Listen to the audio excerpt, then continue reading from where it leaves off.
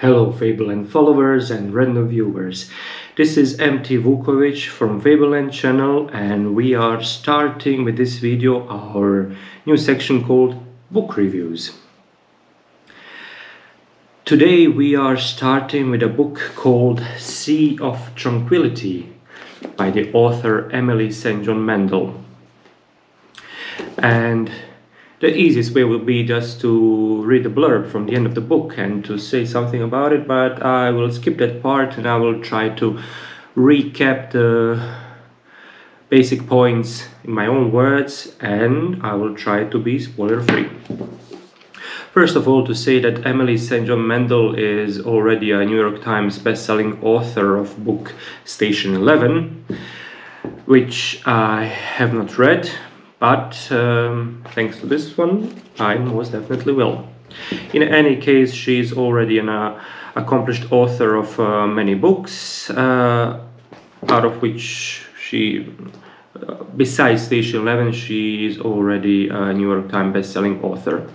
This is her newest book called Sea of Tranquility, and it is a speculative fiction that involves time travel. We shall get to that part. First, a short recap of the story and the narrative it follows.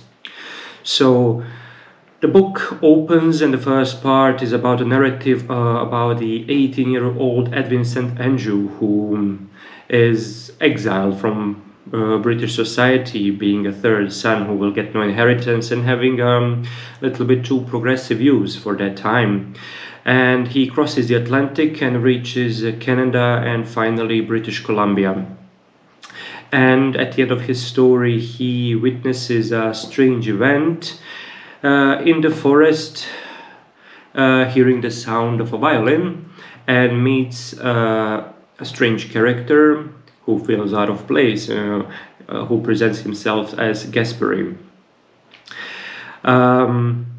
We skip forward 2 centuries in the future, in the year 2020, so contemporary time, and the story involves Mirella and Vincent.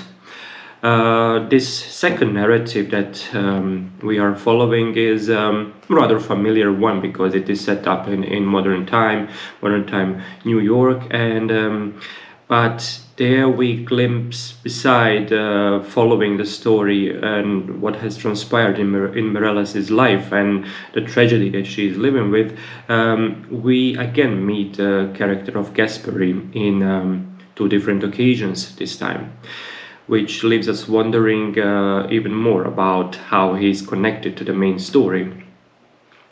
2 centuries later, so again after Mirella and Vincent, we skip furthermore to the future, and this time we go to the year of 2203, I think. Let's check, 2203. And this part of the story is about the famous writer Olive Llewellyn, who came from moon colony, because in this time the moon already is inhabited and has colonies, and she is traveling over the earth presenting her last book, which is about the pandemic. Again, we get a glimpse of a man playing a violin and the character of Gasperi. What's most interesting about this part is that it is immediately noticeable and felt that it is an autofiction, and usually things or when an author tries to put something like that in a book, it can be very often very awkward, but St.John Mandel did it in a really interesting way, I gotta say. The part that most stands out is that she is promoting a book during the oncoming pandemic, and it is of course something that she went through in life, as I've read elsewhere, and it feels contemporary. So even in the future we get a glimpse of not just what our future will most probably be like, regularly stricken by pandemics, but also the anguish that people go through is pretty much the same. And finally, we skip again to the future in time, where we already have far colonies, meaning that the solar system was already inhabited, and even furthermore, it is the year 2401, and we finally meet the character of Gasperi Jacques Roberts, our time traveler. In Olive Llewellyn's story, we already got a glimpse of the Time Institute, the institution that is working with time, and here we have a full view of what is going on in the story. So Gasperi Jacques Roberts is hired to investigate the anomaly that is happening in time, and how it connects all these characters, and how they have a glimpse of other time prior to the time travel. So I will not go further more into the story, because then I would be going for spoilers. So I will leave it on this, and just shortly say a little bit about the way it is written. So what stands out most for me is that in the first part, in the story of Edwin St. a reader really wants the story just to continue.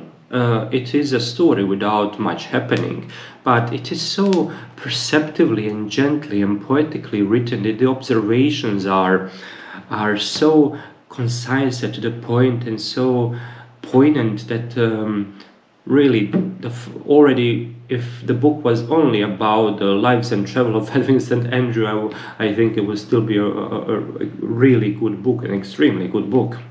And that was just the first part, that was just 100 pages or even less, because the book itself is just 250 pages, so it's a quick read.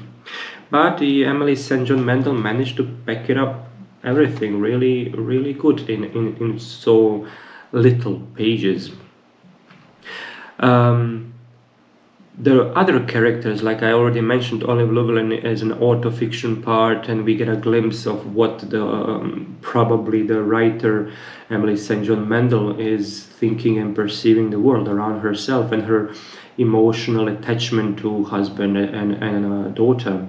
But in general, the way the book is written is once again, it is very perceptive, it is very, very observatory, it is graceful, almost poetic, and to manage to execute writing in such a way, in such short number of pages, with 4 different characters and 4 different stories, it really takes a mastercraft writer to achieve it, and it's no wonder that Emily St. John Mandel is a New York Times best-selling author.